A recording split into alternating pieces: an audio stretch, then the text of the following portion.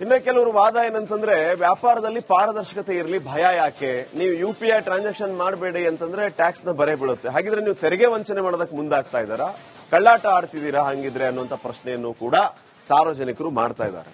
UPI ಪಾವತಿ ಮಾಡದೇ ಇದ್ರೂ ಕೂಡ ಟ್ಯಾಕ್ಸ್ ಕಟ್ಟಲೇಬೇಕು ಅನ್ನುವಂಥದ್ದು ಇನ್ನು ಕೆಲವರ ವಾದ. ಸಣ್ಣ ಪುಟ್ಟ ವ್ಯಾಪಾರಿಗಳಿಗೆ ಕಮರ್ಷಿಯಲ್ ಟ್ಯಾಕ್ಸ್ ಶಾಕ್ ಎದುರಾಗ್ತಾ ಇದೆ. ಯುಪಿಐ ಪಾವತಿಯಿಂದ ಸಣ್ಣ ವರ್ತಕರು ದೂರ ಉಳಿದಿದ್ದಾರೆ. ಈ ಹಿನ್ನೆಲೆ ವಾಣಿಜ್ಯ ತೆರಿಗೆ ಇಲಾಖೆಯಿಂದ ಎಚ್ಚರಿಸುವಂತ ಕೆಲಸ ಆಗ್ತಾ ಇದೆ. ಹಣ ಸ್ವೀಕಾರಕ್ಕೆ ಯುಪಿಐ ಒಂದು ವಿಧಾನ ಅಷ್ಟೇ, ನೀವು ಕ್ಯಾಶ್ ತಗೊಂಡ್ರೂ ಕೂಡ ಟ್ಯಾಕ್ಸ್ ಕಟ್ಟಲೇಬೇಕು ಅಂತ ಹೇಳ್ತಿದ್ದಾರೆ.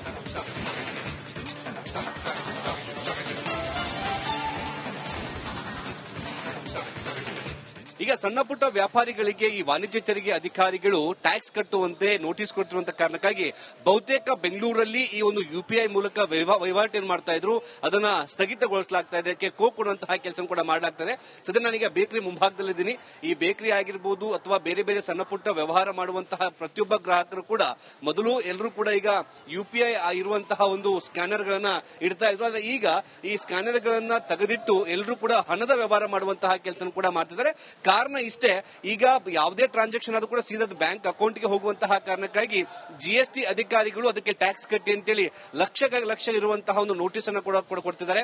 ಇದಕ್ಕೆ ಆತಂಕಕ್ಕೆ ಒಳಗಾದಂತಹ ಏನು ಈ ಒಂದು ವ್ಯಾಪಾರಿಗಳು ಎಲ್ಲರೂ ಕೂಡ ಈ ಒಂದು ಕ್ಯೂಆರ್ ಕೋಡ್ ಸ್ಕ್ಯಾನರ್ ಅನ್ನೇ ತೆಗೆದಿಡುವಂತಹ ಕೆಲಸ ಕೂಡ ಮಾಡ್ತಿದ್ದಾರೆ.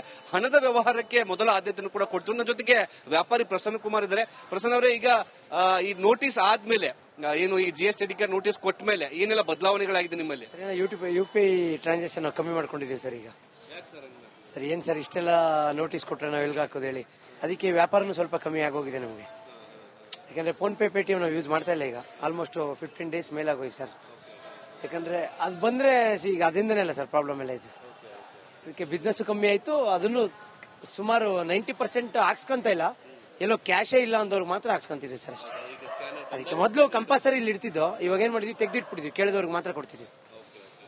ಅಂದ್ರೆ ಈಗ ಯುಪಿಐ ವಹಿವಾಟನ್ನೇ ಸ್ಟಾಪ್ ಮಾಡುವಂತ ಕೆಲಸ. ಹೌದು ಸರ್, ಏನ್ ಮಾಡೋದು ಸರ್, ಬಹಳ ತೊಂದರೆ ಆಗಿದೆ ಸರ್. ಅದರಿಂದ ಫಸ್ಟ್ ಅನುಕೂಲ ಆಗಿತ್ತು, ಬಟ್ ಈ ಜಿಎಸ್ಟಿ ನೋಟಿಸ್ ಬಂದ್ಮೇಲೆ ತೊಂದರೆ ಆಗೋದು. ಇದಕ್ಕೆ ಬಿಸ್ನೆಸ್ ಸ್ವಲ್ಪ ಹೊಡೆತ ಬಿದ್ದಿದೆ ಸರ್. ಯಾಕಂದ್ರೆ ಆಲ್ಮೋಸ್ಟ್ ಎಲ್ಲ ಯುಪಿಐ ಯೂಸ್ ಮಾಡ್ತಿದ್ರು, ಈಗ ಕೇಳಿದವ್ರಿಗೆ ಮಾತ್ರ ಕೊಡ್ತಿದ್ವಿ ಸರ್ ಅಷ್ಟೇ. ಏನಾಗುತ್ತೆ ಯುಪಿಐ ಮಾಡಿ ಅಲ್ಲ, ಏನ್ ಪ್ರಾಬ್ಲಮ್ ಸರ್? ಅದೇ ಈಗ ಬರೋದೆಲ್ಲ ಆನ್ಲೈನ್ ಬರ್ತಿತ್ತು ಸರ್. ಈಗ ಅದೇ ಪ್ರಾಬ್ಲಮ್ ಆಗಿದೆಯಲ್ಲ ಸರ್, ಜಿಎಸ್ಟಿ ನೋಟಿಸ್ ಎಲ್ಲ ಬಂದು 34 ಲಕ್ಷ 35 ಲಕ್ಷ ಕಟ್ಟೊಂದು ಎಲ್ಲಿ ಕಟ್ಟೋ ಸರ್ ನಾವೀಗ, ಅದಕ್ಕೆ ತೆಗೆದುಬಿಟ್ಟಿದ್ದೀವಿ ಸರ್. ಇದು ಇವರ ಒಂದು ಆತಂಕ ಕೂಡ ಹೌದು. ಯಾಕಂದ್ರೆ ಈಗ ಯುಪಿಐ ಮೂಲಕ ಮಾಡಿದಂತ ಸಂದರ್ಭದಲ್ಲಿ ನೇರವಾಗಿ ಬ್ಯಾಂಕ್ ಅಕೌಂಟ್ಗೆ ಹೋಗುತ್ತೆ. ಈಗ ಎಲ್ಲರೂ ಕೂಡ ಜಿಎಸ್ಟಿ ಆ ಒಂದು ಏನು ಲೈಸೆನ್ಸ್ ತೆಗೆದುಕೊಳ್ಳುವಂತಹ ಕೆಲಸ ಕೂಡ ಮಾಡ್ತಾ ಇದ್ದಾರೆ. ಆದ್ರೆ ಅಲ್ಲಿವರೆಗೂ ಕೂಡ ಯಾವುದೇ ರೀತಿಯಾದಂತಹ ಒಂದು ಯುಪಿಐ ಮೂಲಕ ವ್ಯವಹಾರವನ್ನು ಮಾಡಬಾರ್ದು ಅಂತ ಹೇಳಿ ಬಹುತೇಕರು ಈಗ ನಾವು ನೋಡ್ತಾ ಇದ್ದೀವಿ. ಈಗ ಬಹುತೇಕರು ಯಾರ ಹತ್ರ ಈಗ ದುಡ್ಡು ಏನು ಯುಪಿಐ ಇಲ್ವೇ ಇಲ್ಲ ಅಥವಾ ಕ್ಯಾಶ್ ಇಲ್ವೇ ಇಲ್ಲ ಅಂತವರಿಗೆ ಮಾತ್ರ ಈ ಒಂದು ಯುಪಿಐ ವ್ಯವಹಾರ ಮಾಡೋಕೆ ಕೊಡುವಂತಹ ಕೆಲಸ ಕೂಡ ಮಾಡ್ತಿದ್ದಾರೆ. ಬಹುತೇಕರಿಗೆ ಮೊದಲ ಆದ್ಯತೆ ಕ್ಯಾಶ್ ಅಲ್ಲಿ ಕೊಡಿ ಅಂತ ಹೇಳಿ, ನಂತರದಲ್ಲಿ ಅವರಿಗೆ ಈ ಒಂದು ಯುಪಿಐ ನ ಅವಕಾಶವನ್ನು ಕೊಡ್ತಿರುವಂತ. ಸದ್ಯಕ್ಕೆ ಇದು ಸಣ್ಣ ಪುಟ್ಟ ವ್ಯಾಪಾರಿಗಳಿಗೆ ಆಗ್ತಿರುವಂತಹ ತೊಂದರೆ. ಸದ್ಯಕ್ಕೆ ಯುಪಿಐ ವಹಿವಾಟನ್ನು ಸಂಪೂರ್ಣವಾಗಿ ನಿಲ್ಲಿಸುವಂತಹ ಕೆಲಸ ಕೂಡ ಮಾಡಲಾಗ್ತದೆ. ಕ್ಯಾಮರಾ ಪರ್ಸನ್ ಮಂಜುನಾಥ್ ಜೊತೆಗೆ ಮುತ್ತಪ್ಪ, ರಿಪಬ್ಲಿಕ್ ಕನ್ನಡ, ಬೆಂಗಳೂರು. ಇನ್ನ ಕೆಲವರು ವಾದ ಏನಂತಂದ್ರೆ ವ್ಯಾಪಾರದಲ್ಲಿ ಪಾರದರ್ಶಕತೆ ಇರಲಿ, ಭಯ ಯಾಕೆ, ನೀವು ಯುಪಿಐ ಟ್ರಾನ್ಸಾಕ್ಷನ್ ಮಾಡಬೇಡಿ ಅಂತಂದ್ರೆ ಟ್ಯಾಕ್ಸ್ ನ ಬರೆ ಬೀಳುತ್ತೆ, ಹಾಗಿದ್ರೆ ನೀವು ತೆರಿಗೆ ವಂಚನೆ ಮಾಡೋದಕ್ಕೆ ಮುಂದಾಗ್ತಾ ಇದ್ದಾರಾ, ಕಳ್ಳಾಟ ಆಡ್ತಿದ್ದೀರಾ ಹಂಗಿದ್ರೆ ಅನ್ನುವಂತ ಪ್ರಶ್ನೆಯನ್ನು ಕೂಡ ಸಾರ್ವಜನಿಕರು ಮಾಡ್ತಾ ಇದ್ದಾರೆ. ಯುಪಿಐ ಪಾವತಿ ಮಾಡದೇ ಇದ್ರೂ ಕೂಡ ಟ್ಯಾಕ್ಸ್ ಕಟ್ಟಲೇಬೇಕು ಅನ್ನುವಂಥದ್ದು ಇನ್ನು ಕೆಲವರ ವಾದ. ಸಣ್ಣ ಪುಟ್ಟ ವ್ಯಾಪಾರಿಗಳಿಗೆ ಕಮರ್ಷಿಯಲ್ ಟ್ಯಾಕ್ಸ್ ಶಾಕ್ ಎದುರಾಗ್ತಾ ಇದೆ. ಯುಪಿಐ ಪಾವತಿಯಿಂದ ಸಣ್ಣ ವರ್ತಕರು ದೂರ ಉಳಿದಿದ್ದಾರೆ. ಈ ಹಿನ್ನೆಲೆ ವಾಣಿಜ್ಯ ತೆರಿಗೆ ಇಲಾಖೆಯಿಂದ ಎಚ್ಚರಿಸುವಂತ ಕೆಲಸ ಆಗ್ತಾ ಇದೆ. ಹಣ ಸ್ವೀಕಾರಕ್ಕೆ ಯುಪಿಐ ಒಂದು ವಿಧಾನ ಅಷ್ಟೇ, ನೀವು ಕ್ಯಾಶ್ ತಗೊಂಡ್ರೂ ಕೂಡ ಟ್ಯಾಕ್ಸ್ ಕಟ್ಟಲೇಬೇಕು ಅಂತ ಹೇಳ್ತಿದ್ದಾರೆ.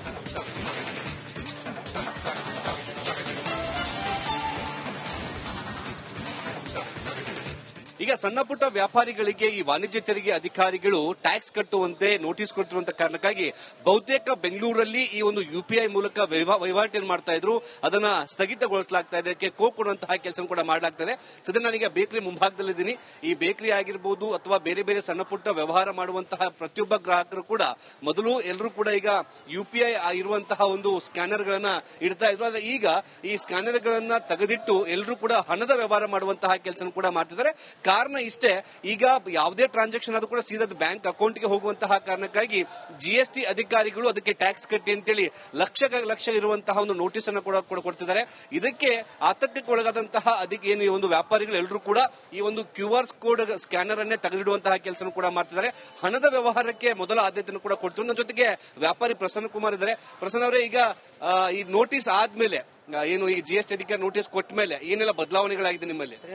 UPI ಟ್ರಾನ್ಸಾಕ್ಷನ್ ಕಮ್ಮಿ ಮಾಡ್ಕೊಂಡಿದ್ದೀವಿ ಸರ್ ಈಗ. ಸರ್ ಏನ್ ಸರ್ ಇಷ್ಟೆಲ್ಲ ನೋಟಿಸ್ ಕೊಟ್ರೆ ನಾವು ಎಲ್ಗ ಹಾಕೋದು ಹೇಳಿ, ಅದಕ್ಕೆ ವ್ಯಾಪಾರನೂ ಸ್ವಲ್ಪ ಕಮ್ಮಿ ಆಗೋಗಿದೆ ನಮಗೆ. ಯಾಕಂದ್ರೆ ಫೋನ್ಪೇ ಪೇಟಿಎಂ ನಾವು ಯೂಸ್ ಮಾಡ್ತಾ ಇಲ್ಲ ಈಗ. ಆಲ್ಮೋಸ್ಟ್ 15 ಡೇಸ್ ಮೇಲೆ ಆಗೋಯ್ತು ಸರ್. ಯಾಕಂದ್ರೆ ಅದು ಬಂದ್ರೆ ಈಗ ಅದರಿಂದನೇ ಅಲ್ಲ ಸರ್ ಪ್ರಾಬ್ಲಮ್ ಎಲ್ಲ ಇದೆ. ಅದಕ್ಕೆ ಬಿಸ್ನೆಸ್ ಕಮ್ಮಿ ಆಯ್ತು. ಅದನ್ನು ಸುಮಾರು 90% ಹಾಕ್ಸ್ಕೊಂತ ಇಲ್ಲ, ಎಲ್ಲೋ ಕ್ಯಾಶೇ ಇಲ್ಲ ಅಂದವ್ರಿಗೆ ಮಾತ್ರ ಹಾಕ್ಸ್ಕೊಂತಿದ್ವಿ ಸರ್ ಅಷ್ಟೇ. ಅದಕ್ಕೆ ಮೊದಲು ಕಂಪಲ್ಸರಿ ಇಲ್ಲಿ ಇಡ್ತಿದ್ದೋ, ಇವಾಗ ಏನ್ ಮಾಡಿದ್ವಿ ತೆಗ್ದಿಟ್ಬಿಟ್ಟಿದ್ವಿ, ಕೇಳಿದವ್ರಿಗೆ ಮಾತ್ರ ಕೊಡ್ತಿದ್ವಿ. ಈಗ UPI ವಹಿವಾಟನ್ನೇ ಸ್ಟಾಪ್ ಮಾಡುವಂತ ಕೆಲಸ. ಹೌದು ಸರ್, ಏನ್ ಮಾಡೋದು ಸರ್, ಬಹಳ ತೊಂದರೆ ಆಗಿದೆ ಸರ್. ಅದರಿಂದ ಫಸ್ಟ್ ಅನುಕೂಲ ಆಗಿತ್ತು, ಬಟ್ ಈ GST ನೋಟಿಸ್ ಬಂದ್ಮೇಲೆ ತೊಂದರೆ ಆಗೋದು. ಇದಕ್ಕೆ ಬಿಸ್ನೆಸ್ ಸ್ವಲ್ಪ ಹೊಡೆತ ಬಿದ್ದಿದೆ ಸರ್. ಯಾಕಂದ್ರೆ ಆಲ್ಮೋಸ್ಟ್ ಎಲ್ಲ UPI ಯೂಸ್ ಮಾಡ್ತಿದ್ರು, ಈಗ ಕೇಳಿದವ್ರಿಗೆ ಮಾತ್ರ ಕೊಡ್ತಿದ್ವಿ ಸರ್ ಅಷ್ಟೇ. ಏನಾಗುತ್ತೆ UPI ಮಾಡಿ ಅಲ್ಲ, ಏನ್ ಪ್ರಾಬ್ಲಮ್ ಸರ್? ಅದೇ ಈಗ ಬರೋದೆಲ್ಲ ಆನ್ಲೈನ್ ಬರ್ತಿತ್ತು ಸರ್. ಈಗ ಅದೇ ಪ್ರಾಬ್ಲಮ್ ಆಗಿದೆಯಲ್ಲ ಸರ್, GST ನೋಟಿಸ್ ಎಲ್ಲ ಬಂದು 34 ಲಕ್ಷ 35 ಲಕ್ಷ ಕಟ್ಟೊಂದು ಕಟ್ಟೋ ಸರ್ ನಾವೀಗ, ಅದಕ್ಕೆ ತೆಗೆದುಬಿಟ್ಟಿದ್ದೀವಿ ಸರ್.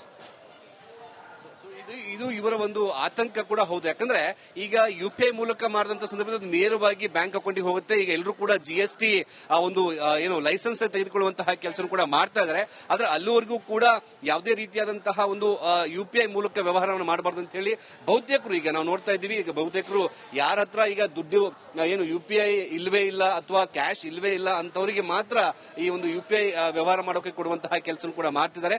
ಬಹುತೇಕರಿಗೆ ಮೊದಲ ಆದ್ಯತೆ ಕ್ಯಾಶ್ ಅಲ್ಲಿ ಕೊಡಿ ಅಂತ ಹೇಳಿ, ನಂತರದಲ್ಲಿ ಅವರಿಗೆ ಈ ಒಂದು UPI ನ ಅವಕಾಶವನ್ನು ಕೊಡ್ತಾರೆ. ಸದ್ಯಕ್ಕೆ ಇದು ಸಣ್ಣ ಪುಟ್ಟ ವ್ಯಾಪಾರಿಗಳಿಗೆ ಆಗ್ತಿರುವಂತಹ ತೊಂದರೆ. ಸದ್ಯಕ್ಕೆ UPI ವಹಿವಾಟನ್ನ ಸಂಪೂರ್ಣವಾಗಿ ನಿಲ್ಲಿಸುವಂತಹ ಕೆಲಸ ಕೂಡ ಮಾಡಲಾಗ್ತದೆ. ಕ್ಯಾಮರಾ ಪರ್ಸನ್ ಮಂಜುನಾಥ್ ಜೊತೆಗೆ ಮುತ್ತಪ್ಪ, ರಿಪಬ್ಲಿಕ್ ಕನ್ನಡ, ಬೆಂಗಳೂರು. ಇನ್ನು ಕೆಲವರು ವಾದ ಏನಂತಂದ್ರೆ, ವ್ಯಾಪಾರದಲ್ಲಿ ಪಾರದರ್ಶಕತೆ ಇರಲಿ, ಭಯ ಯಾಕೆ? ನೀವು UPI ಟ್ರಾನ್ಸಾಕ್ಷನ್ ಮಾಡಬೇಡಿ ಅಂತಂದ್ರೆ ಟ್ಯಾಕ್ಸ್ ನ ಬರೆ ಬೀಳುತ್ತೆ. ಹಾಗಿದ್ರೆ ನೀವು ತೆರಿಗೆ ವಂಚನೆ ಮಾಡೋದಕ್ಕೆ ಮುಂದಾಗ್ತಾ ಇದ್ದಾರಾ, ಕಳ್ಳಾಟ ಆಡ್ತಿದ್ದೀರಾ ಹಂಗಿದ್ರೆ ಅನ್ನುವಂತ ಪ್ರಶ್ನೆಯನ್ನು ಕೂಡ ಸಾರ್ವಜನಿಕರು ಮಾಡ್ತಾ ಇದ್ದಾರೆ. UPI ಪಾವತಿ ಮಾಡದೇ ಇದ್ರೂ ಕೂಡ ಟ್ಯಾಕ್ಸ್ ಕಟ್ಟಲೇಬೇಕು ಅನ್ನುವಂಥದ್ದು ಇನ್ನು ಕೆಲವರ ವಾದ. ಸಣ್ಣ ಪುಟ್ಟ ವ್ಯಾಪಾರಿಗಳಿಗೆ ಕಮರ್ಷಿಯಲ್ ಟ್ಯಾಕ್ಸ್ ಶಾಕ್ ಎದುರಾಗ್ತಾ ಇದೆ. UPI ಪಾವತಿಯಿಂದ ಸಣ್ಣ ವರ್ತಕರು ದೂರ ಉಳಿದಿದ್ದಾರೆ. ಈ ಹಿನ್ನೆಲೆ ವಾಣಿಜ್ಯ ತೆರಿಗೆ ಇಲಾಖೆಯಿಂದ ಎಚ್ಚರಿಸುವಂತ ಕೆಲಸ ಆಗ್ತಾ ಇದೆ. ಹಣ ಸ್ವೀಕಾರಕ್ಕೆ UPI ಒಂದು ವಿಧಾನ ಅಷ್ಟೇ, ನೀವು ಕ್ಯಾಶ್ ತಗೊಂಡ್ರೂ ಕೂಡ ಟ್ಯಾಕ್ಸ್ ಕಟ್ಟಲೇಬೇಕು ಅಂತ ಹೇಳ್ತಿದ್ದಾರೆ.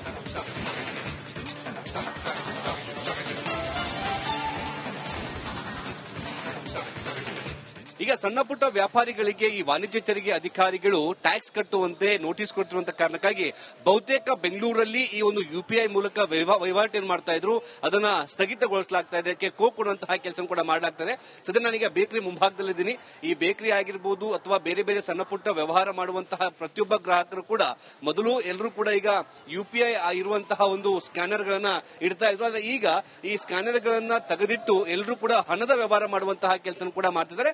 ಕಾರಣ ಇಷ್ಟೇ, ಈಗ ಯಾವುದೇ ಟ್ರಾನ್ಸಾಕ್ಷನ್ ಆದ್ರೂ ಕೂಡ ಸೀದಾ ಬ್ಯಾಂಕ್ ಅಕೌಂಟ್ಗೆ ಹೋಗುವಂತಹ ಕಾರಣಕ್ಕಾಗಿ GST ಅಧಿಕಾರಿಗಳು ಅದಕ್ಕೆ ಟ್ಯಾಕ್ಸ್ ಕಟ್ಟಿ ಅಂತೇಳಿ ಲಕ್ಷ ಇರುವಂತಹ ಒಂದು ನೋಟಿಸ್ ಅನ್ನು ಕೂಡ ಕೊಡ್ತಿದ್ದಾರೆ. ಇದಕ್ಕೆ ಆತಂಕಕ್ಕೆ ಒಳಗಾದಂತಹ ಅದಕ್ಕೆ ಏನು ಒಂದು ವ್ಯಾಪಾರಿಗಳು ಎಲ್ಲರೂ ಕೂಡ ಈ ಒಂದು QR ಕೋಡ್ ಸ್ಕ್ಯಾನರ್ ಅನ್ನೇ ತೆಗೆದಿಡುವಂತಹ ಕೆಲಸ ಕೂಡ ಮಾಡ್ತಿದ್ದಾರೆ. ಹಣದ ವ್ಯವಹಾರಕ್ಕೆ ಮೊದಲ ಆದ್ಯತೆಯನ್ನು ಕೂಡ ಕೊಡ್ತಾರೆ. ನನ್ನ ಜೊತೆಗೆ ವ್ಯಾಪಾರಿ ಪ್ರಸನ್ನ ಕುಮಾರ್ ಇದ್ದಾರೆ. ಪ್ರಸನ್ನ ಅವರೇ, ಈಗ ಈ ನೋಟಿಸ್ ಆದ್ಮೇಲೆ ಏನು ಈ GST ಅಧಿಕಾರಿ ನೋಟಿಸ್ ಕೊಟ್ಟ ಮೇಲೆ ಏನೆಲ್ಲ ಬದಲಾವಣೆಗಳಾಗಿದೆ ನಿಮ್ಮಲ್ಲಿ? UPI ಟ್ರಾನ್ಸಾಕ್ಷನ್ ಕಮ್ಮಿ ಮಾಡ್ಕೊಂಡಿದ್ದೀವಿ ಸರ್ ಈಗ. ಸರ್ ಏನ್ ಸರ್ ಇಷ್ಟೆಲ್ಲ ನೋಟಿಸ್ ಕೊಟ್ರೆ ನಾವು ಎಲ್ಗ ಹಾಕೋದು ಹೇಳಿ, ಅದಕ್ಕೆ ವ್ಯಾಪಾರನೂ ಸ್ವಲ್ಪ ಕಮ್ಮಿ ಆಗೋಗಿದೆ ನಮಗೆ. ಯಾಕಂದ್ರೆ ಫೋನ್ಪೇ ಪೇಟಿಎಂ ನಾವು ಯೂಸ್ ಮಾಡ್ತಾ ಇಲ್ಲ ಈಗ. ಆಲ್ಮೋಸ್ಟ್ 15 ಡೇಸ್ ಮೇಲೆ ಆಗೋಯ್ತು ಸರ್. ಯಾಕಂದ್ರೆ ಅದು ಬಂದ್ರೆ ಈಗ ಅದರಿಂದನೇ ಅಲ್ಲ ಸರ್ ಪ್ರಾಬ್ಲಮ್ ಎಲ್ಲ ಇದೆ. ಅದಕ್ಕೆ ಬಿಸ್ನೆಸ್ ಕಮ್ಮಿ ಆಯ್ತು. ಅದನ್ನು ಸುಮಾರು 90% ಹಾಕ್ಸ್ಕೊಂತ ಇಲ್ಲ, ಎಲ್ಲೋ ಕ್ಯಾಶೇ ಇಲ್ಲ ಅಂದವ್ರಿಗೆ ಮಾತ್ರ ಹಾಕ್ಸ್ಕೊಂತಿದ್ವಿ ಸರ್ ಅಷ್ಟೇ. ಅದಕ್ಕೆ ಮೊದಲು ಕಂಪಲ್ಸರಿ ಇಲ್ಲಿ ಇಡ್ತಿದ್ದೋ, ಇವಾಗ ಏನ್ ಮಾಡಿದ್ವಿ ತೆಗ್ದಿಟ್ಬಿಟ್ಟಿದ್ವಿ, ಕೇಳಿದವ್ರಿಗೆ ಮಾತ್ರ ಕೊಡ್ತಿದ್ವಿ. ಈಗ UPI ವಹಿವಾಟನ್ನೇ ಸ್ಟಾಪ್ ಮಾಡುವಂತ ಕೆಲಸ. ಹೌದು ಸರ್, ಏನ್ ಮಾಡೋದು ಸರ್, ಬಹಳ ತೊಂದರೆ ಆಗಿದೆ ಸರ್. ಅದರಿಂದ ಫಸ್ಟ್ ಅನುಕೂಲ ಆಗಿತ್ತು, ಬಟ್ ಈ GST ನೋಟಿಸ್ ಬಂದ್ಮೇಲೆ ತೊಂದರೆ ಆಗೋದು. ಇದಕ್ಕೆ ಬಿಸ್ನೆಸ್ ಸ್ವಲ್ಪ ಹೊಡೆತ ಬಿದ್ದಿದೆ ಸರ್. ಯಾಕಂದ್ರೆ ಆಲ್ಮೋಸ್ಟ್ ಎಲ್ಲ UPI ಯೂಸ್ ಮಾಡ್ತಿದ್ರು, ಈಗ ಕೇಳಿದವ್ರಿಗೆ ಮಾತ್ರ ಕೊಡ್ತಿದ್ವಿ ಸರ್ ಅಷ್ಟೇ. ಏನಾಗುತ್ತೆ UPI ಮಾಡಿ ಅಲ್ಲ, ಏನ್ ಪ್ರಾಬ್ಲಮ್? ಸರ್ ಅದೇ ಈಗ ಬರೋದೆಲ್ಲ ಆನ್ಲೈನ್ ಬರ್ತಿತ್ತು ಸರ್. ಈಗ ಅದೇ ಪ್ರಾಬ್ಲಮ್ ಆಗಿದೆಯಲ್ಲ ಸರ್, GST ನೋಟಿಸ್ ಎಲ್ಲ ಬಂದು 34 ಲಕ್ಷ 35 ಲಕ್ಷ ಕಟ್ಟೊಂದು ಕಟ್ಟೋ ಸರ್ ನಾವೀಗ, ಅದಕ್ಕೆ ತೆಗೆದುಬಿಟ್ಟಿದ್ದೀವಿ ಸರ್. ಇದು ಇವರ ಒಂದು ಆತಂಕ ಕೂಡ ಹೌದು. ಯಾಕಂದ್ರೆ ಈಗ ಯುಪಿಐ ಮೂಲಕ ಮಾಡಿದಂತ ಸಂದರ್ಭದಲ್ಲಿ ನೇರವಾಗಿ ಬ್ಯಾಂಕ್ ಅಕೌಂಟ್ಗೆ ಹೋಗುತ್ತೆ. ಈಗ ಎಲ್ಲರೂ ಕೂಡ ಜಿಎಸ್ಟಿ ಒಂದು ಏನು ಲೈಸೆನ್ಸ್ ತೆಗೆದುಕೊಳ್ಳುವಂತಹ ಕೆಲಸ ಕೂಡ ಮಾಡ್ತಾ ಇದ್ದಾರೆ. ಆದ್ರೆ ಅಲ್ಲಿವರೆಗೂ ಕೂಡ ಯಾವುದೇ ರೀತಿಯಾದಂತಹ ಒಂದು ಯುಪಿಐ ಮೂಲಕ ವ್ಯವಹಾರವನ್ನು ಮಾಡಬಾರ್ದು ಅಂತ ಹೇಳಿ ಬಹುತೇಕರು ಈಗ ನಾವು ನೋಡ್ತಾ ಇದ್ದೀವಿ. ಈಗ ಬಹುತೇಕರು ಯಾರ ಹತ್ರ ಈಗ ದುಡ್ಡು ಏನು ಯುಪಿಐ ಇಲ್ವೇ ಇಲ್ಲ ಅಥವಾ ಕ್ಯಾಶ್ ಇಲ್ವೇ ಇಲ್ಲ ಅಂತವರಿಗೆ ಮಾತ್ರ ಈ ಒಂದು ಯುಪಿಐ ವ್ಯವಹಾರ ಮಾಡೋಕೆ ಕೊಡುವಂತಹ ಕೆಲಸ ಕೂಡ ಮಾಡ್ತಿದ್ದಾರೆ.